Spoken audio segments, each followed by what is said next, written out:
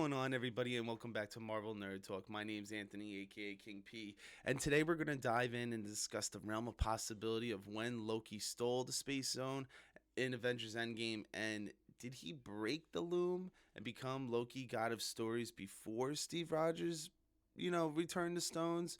Now, I'm pretty sure we all saw the Loki series and as well as Avengers Endgame. And if you didn't, no biggie. Here on Marvel Nerd Talk, we have you covered.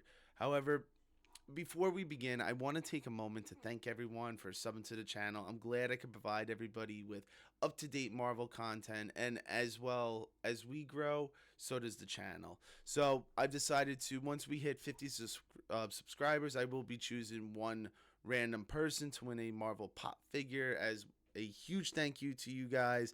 As well, I will be doing another free raffle once we hit 150 subscribers for 2 pop figures.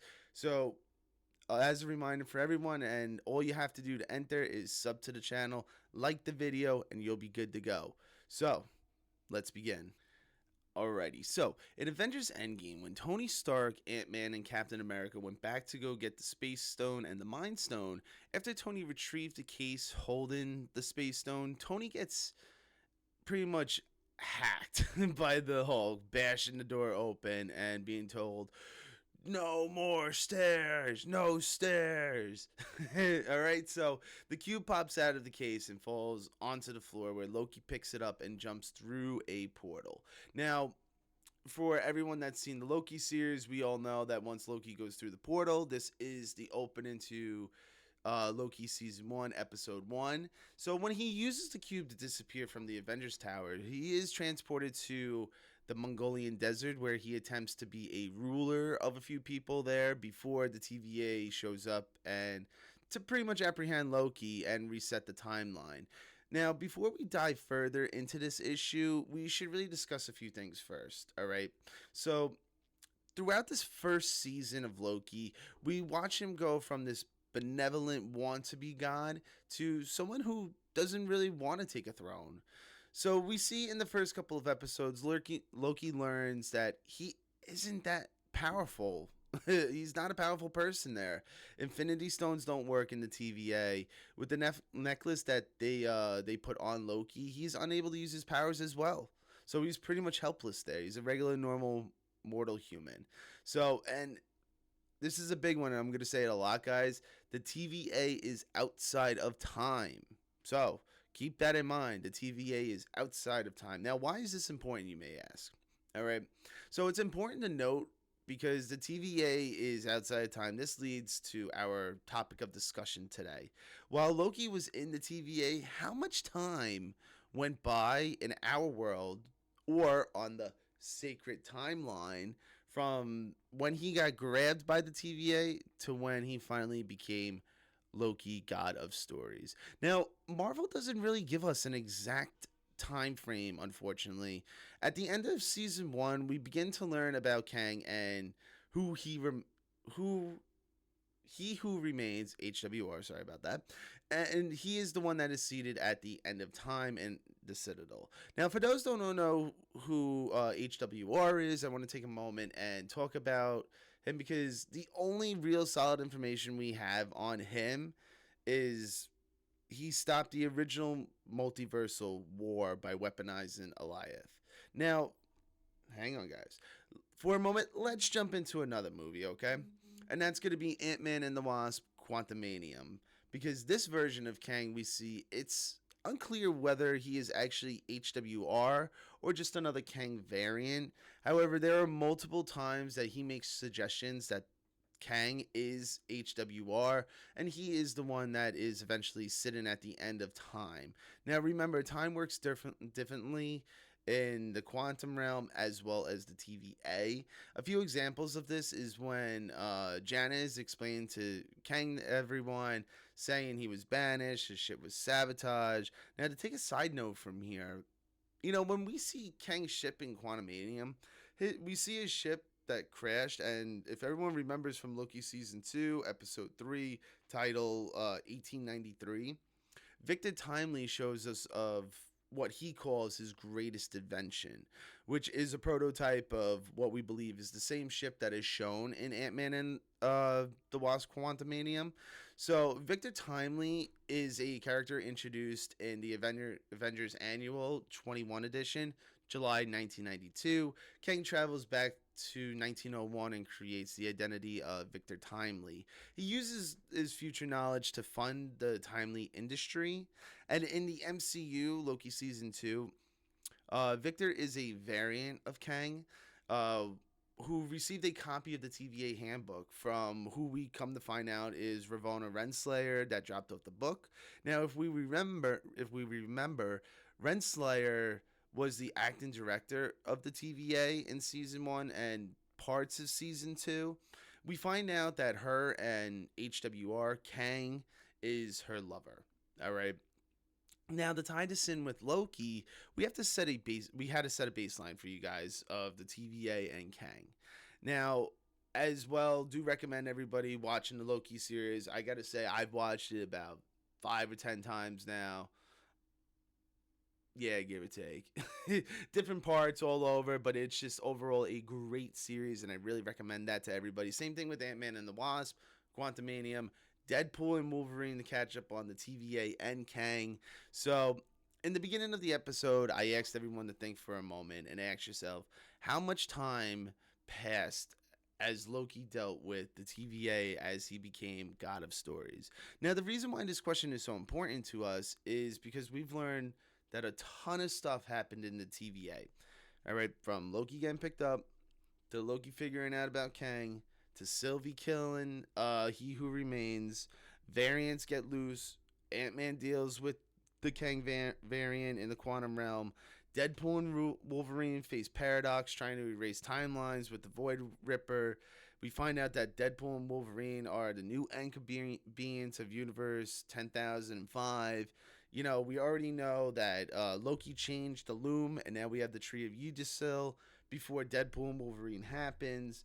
So, you know, what I really want to do for you guys to let's build a map together, build a base solid timeline, and we'll go through this step by step. All right. So we got the Big Bang. That's, you know, the multiversal war. You know, countless universes existed simultaneously. Variants of Nathaniel Richards discover the multiverse. Some variants cooperate, others conquer. We have a catastrophe multiversal war that erupts. Key outcomes, I want to say, is one variant that does win is He Who Remains. He creates the TVA. And He Who Remains isolates the one timeline that we all wish to know is the sacred timeline. And he also creates the TVA to dictate Nexus events, prune branches that, you know, could relate to different variants that it could be coming out, and prevent really new Kang variants from merging the TVA truth. Now, the TVA workers are kidnapped. Variants of them erased with memories. They have nothing. They don't even know who they are. The TVA exists outside of time, everybody. Outside of time. So we then come to the sacred timeline era. All the MCU films, from Iron Man to Avengers Endgame, happened here. All right. The Avengers timeline travel in Avengers Endgame was approved by the TVA. Loki escaping with the Tesseract was not approved. So, in 2012, Loki becomes a variant. All right. Loki escapes during Endgame. Okay. Then arrested by the TVA. We then come up to the time. We meet the TVA. We then come to Loki season 1. All right. Cracks in reality start. Loki partners with Mobius. We discover the TVA lies. We then meet Sylvie, a hunted Loki variant. TVA agents learn that they're all variants. They all had an existing life once upon a time.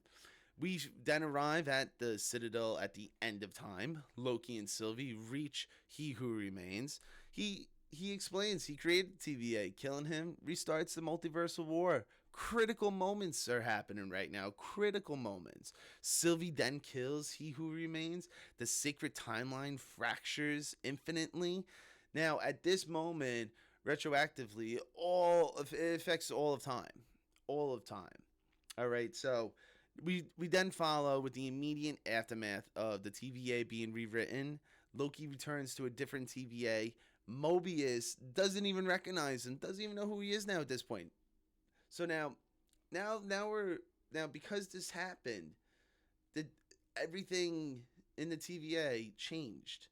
Everything. So does that mean timelines begin to change? Let's keep that in mind, everybody.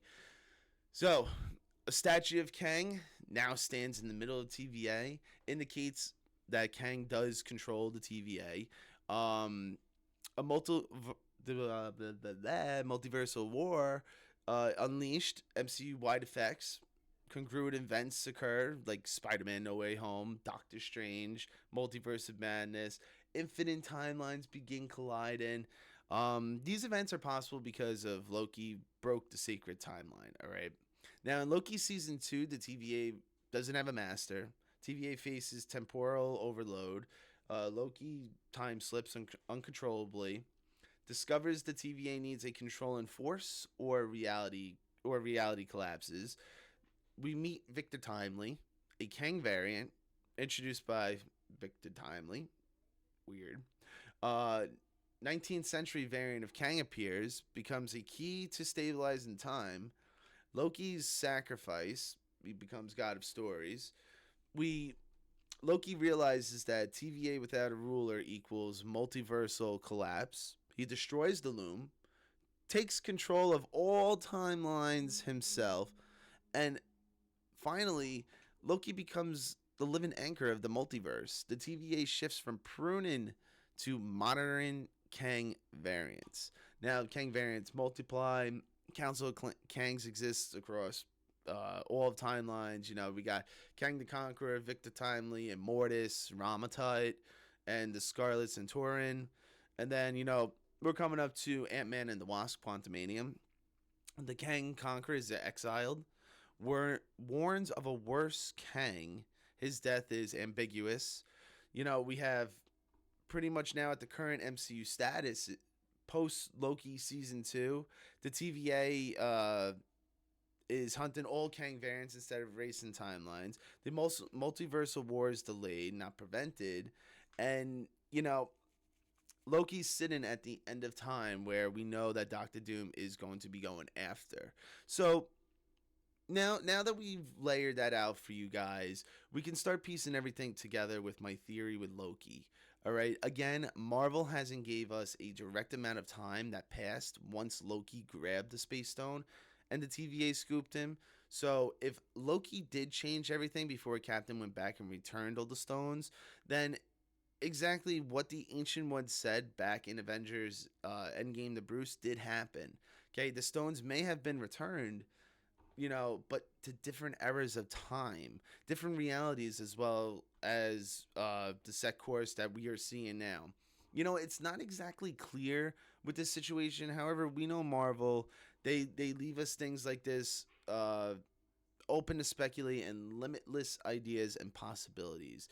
Now, this has been a hot topic for me, and I definitely want to know what you guys think. So be sure to drop a comment on your thoughts here. And if you guys like and enjoy my videos, please smash that sub button to make sure you are up to date on all the Marvel news that comes out and you never miss out on any of the talk. So again, did Loki change everything before Captain America went back? Because that could explain everything that's going on now. So leave me your thoughts and see you on the next video.